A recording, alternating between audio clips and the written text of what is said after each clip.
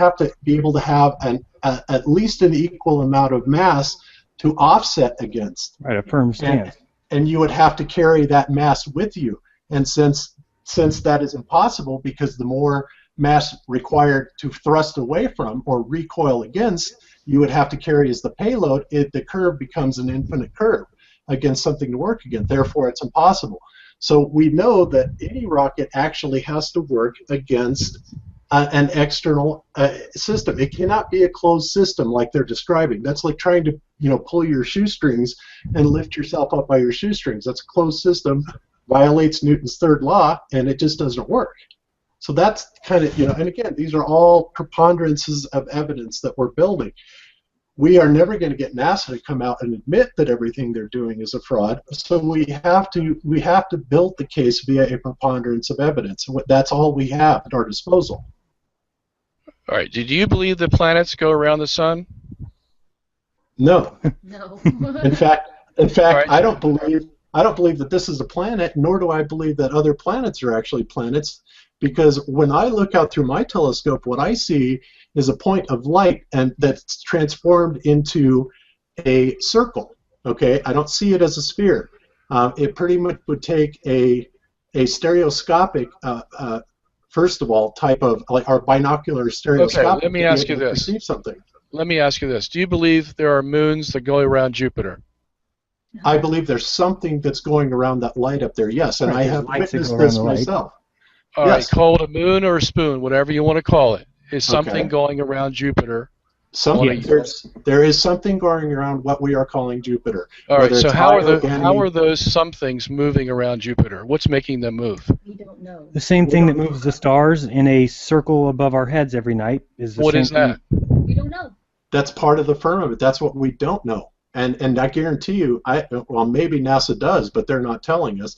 Okay, so what you're doing, though, is you're saying that NASA can't put a thruster on a satellite because it would be moving against nothing, but you have a planet moving around Jupiter, and what's it moving against, and what is making it move? But you say, well, I don't know. I'm not saying it's a planet. I don't believe. Well, that whatever what we're it seeing- is. Right. You can call it anything you want. Well, I'm talking lights can about- move. You know what? I can take a laser beam and I can point it across the street and I can move it around, and the person seeing the end of that laser beam could say, well, what's causing that light to move? Who knows? It's an electromagnetic emanation that we call light, but that doesn't mean that it's a physical body up there, because honestly, we have no tangible way of testing that. All we have is observation, and all we see are lights. We have no tangible thing that we can reach up and touch up there any more than we can reach up and touch the moon. We see it. Okay. Have you ever heard of the transit of Mercury or the transit of Venus? I've seen Yes. it. Mm-hmm. Yes, Okay. seen it. So describe it to me. When it the- crosses the face of the sun. Go ahead, John. I'm sorry. No, you go ahead. I mean, and Okay. those. So we have what appears to be like a little ball, dark, going across the face of the sun. I would say Correct? it appears to be a little circle. Yes. Okay, so we have this object moving across the face of the sun. What's making it move? It's We the don't same, know. Yeah, the same thing that moves the sun, the same thing that moves NASA everything. NASA claims they know. Okay, They so don't. you see the problem here is this. You want to claim that everything NASA is saying is wrong. We don't want to claim No. that. What happens is if they don't have any Wait. proof of anything, They don't. how can we then start to pick and choose which items we think they're telling the truth at and which we not? Now, if we could study everything, we would be able to say, well, these 5 things are true and these 5 things are false, but then pretty much NASA would be out of business real quick because they just admitted to 5 frauds. Yes. So- and Go ahead. And additionally to that, Robert, we can analyze, and this goes back to this preponderance again, we can analyze the footage they have shown us, and what we see cut and pasted pictures that are supposed to be the moon in space that are clearly cut and pasted. We see blatant fabrications of things on a movie set, and believe me, it's overwhelming. We see bubbles in space. We see people in diving suits that are around the International Space Station. These things are irrefutable because we can see them with our own eyes. It's very clear to us that this is fabricated stuff. So why in the world, when we have a mountain of evidence that shows NASA is a fraud from the get-go, from the moon missions on forward, why would we ever want to believe anything that they tell us, especially when their motive for doing so is not only power and control, but nearly billions of dollars? And then look at the amount of deaths they've caused. I mean, just from people who have gone up against them, either spoke at a hearing or simply made a statement in the wrong way. It's the preponderance of evidence. It isn't as if in 50 years 3 astronauts have died. It's that 17 or 18% of the astronauts have died. Okay, well, here's a problem I see with that analysis. Your premise is that because they've lied about A, B, and C, that means they're going to lie about D, E, and F. It means that I need to look at D, E, and F real carefully. Prove, you see. If I lied to you about everything, Robert, would you trust me? Well, you don't know if it's everything. That's the problem. All right. If you caught me in a lie on 90% or a great majority, let's not even use percentage. Let's say we couldn't find anything he said is true. I mean, right. Yeah. And there was that's just like saying everything. Well, no, it's not like saying everything, but it gives us a good indication. Look, it's like if somebody is telling me stuff and consistently I find out that they're telling the truth or everything that they've said seems to manifest or come into being, it seems to be real, then I will tend to trust that person. Conversely, somebody that lies to me on a great majority of things, I'm going to have a little bit of trouble believing them. It's kind of like the boy that cries wolf, right? Yeah, I know. But see, we do have jet planes. We do have cell phones. You and I are now talking on a Google Hangout. Yes. That wasn't here 10 years ago. And why is that? We're not saying that science is completely fake in every area, because obviously we can touch this technology. I'm an electrical engineer. I have engineered and I touch this technology. I understand how it works. But when you get into things that NASA is talking about, again, we can't even touch that technology because we just simply have to take their word for it, and they do nothing to even show us anything different about why is it you can see movie set lights in the visors of the astronauts? Why is it that you can see bubbles coming? I understand all that, but that's a different issue. Okay. No, it's not. I understand because here's what's different about it.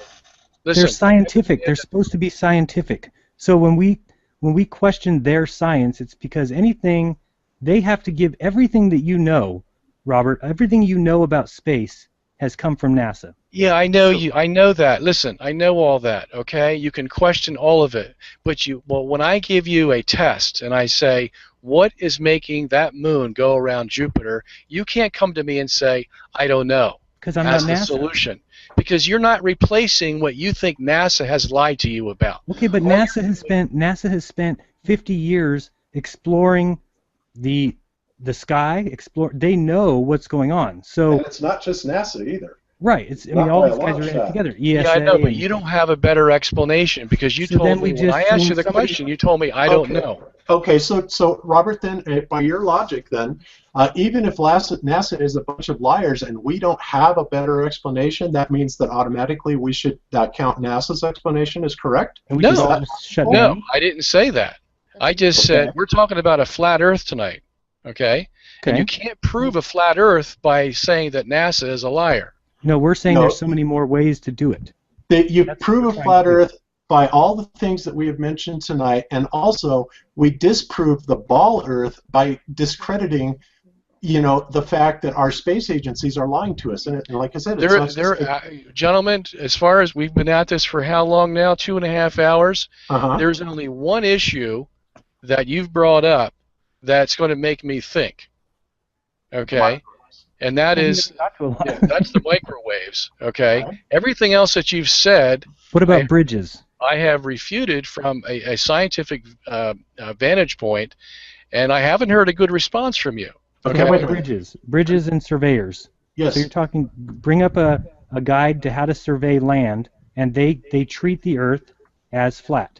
Yeah, I don't know any surveyors who survey more than, 1,000 feet, 1,500 feet? I don't know. I mean, they're not going to do it for miles. They're still going to take the curvature into account. If you're building the World Trade Center, you better take the Earth's curvature into account. It has a lot to do with the building that tall and that wide They don't Why? take What would the account at all. curvature of the Earth have to do with the World Doesn't Trade matter if Center? it's 2 centimeters. Doesn't matter if it's 6 centimeters. You need to know that if you're building buildings.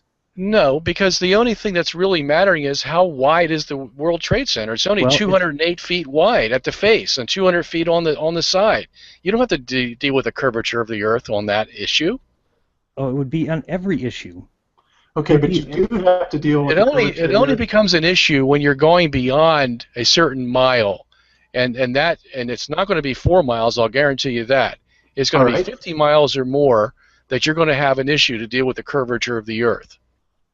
Okay, all right, great. Then let's talk about like I said, and maybe I missed this, maybe I checked out somewhere, but I don't recall your explanation for how you explain, the bridge over like Lake Pontchartrain, which should have a significant engineering change to compensate for the curvature of the Earth over that distance, and yet. No, I'll tell you why. Because the engineers are just going to follow the curvature of the Earth. There's nothing else they have to measure by except what the land gives them. There's no point in space that they can use to judge whether that bridge is going to go straight or curved. All they have is the landmass. Okay. So what about? And if the landmass curves, then they're just going to follow the natural curvature of that landmass. And we didn't even get into, I don't even know if you mentioned, Bob, that you're a pilot, but yes, I am a pilot. The fact that when you fly in a plane, think of Hawaii to California, 2,500 miles, 789 miles of curvature. It's ridiculous. It doesn't need. It's the same principle. The plane is just going to, by the fact that it is hooked to the flat surface, that surface of the Earth where it is flat, where it's flying, it's going to keep thinking that it's flat because it's following the terrain of the Earth. It would fly right out into space. It would fly right out into space. Excuse me? It is not following the terrain of the Earth. What we are flying by is called an artificial horizon, which is essentially a level in midair. Okay, and what we are doing is we are keeping our wings level with, just level. Okay. So if the Earth is dropping out from underneath us as we are in level flight, as we're flying over the ocean, say, between California and Hawaii, we would constantly have to be adjusting our attitude to point the nose down so that we can keep our horizon in view all the time. No, because the problem here is because you don't believe in gravity. Gravity has nothing to do with gravity. Down. Huh? Yes, and the Bernoulli principle is pulling it up. What is your point? That has nothing to do with straight and level flight. There's a balance between the Bernoulli principle and the gravity of the Earth pulling that plane down. So it's not going to have to dive. It's just following the terrain of the Earth, and that terrain is forming the gravity that's pulling that plane down. We are not basing our straight and level flight by the curvature of the Earth. We are basing our straight and level flight off of a gyroscopic instrument that is based and acting exactly like a level. Just take a level, put it in midair. If the bubble's in the center, that means you have no forward down pitch and you have no upward up pitch. We are flying level. And if that is true, if we are traveling level through the air and the Earth is curving out from underneath us, then conversely barometric pressure would then decrease. Our altimeter would show us that we are increasing in altitude. That simply does not happen. No, that would not be the case. I'm sorry, I disagree with you. That plane is in the gravity envelope of the Earth, and the altimeter that you use is going to show a constant, whatever height you fly at, that altimeter is going to show it, and that plane is going to follow the terrain of the Earth, and because of the gravity. It's not going to shoot up a straight line. That would only be the case if it had some centrifugal force that allowed it to escape the gravity envelope of the Earth. How can it follow the curvature of the Earth when we are in a straight and level flight? Take the Earth out of the equation. But you don't know that you're in a straight and level flight because you have nothing to measure it by. We most certainly do.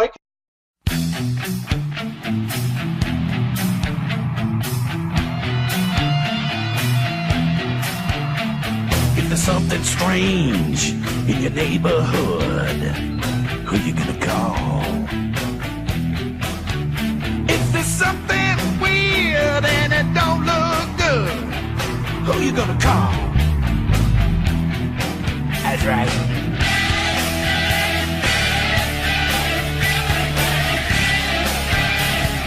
I ain't afraid of no ghost.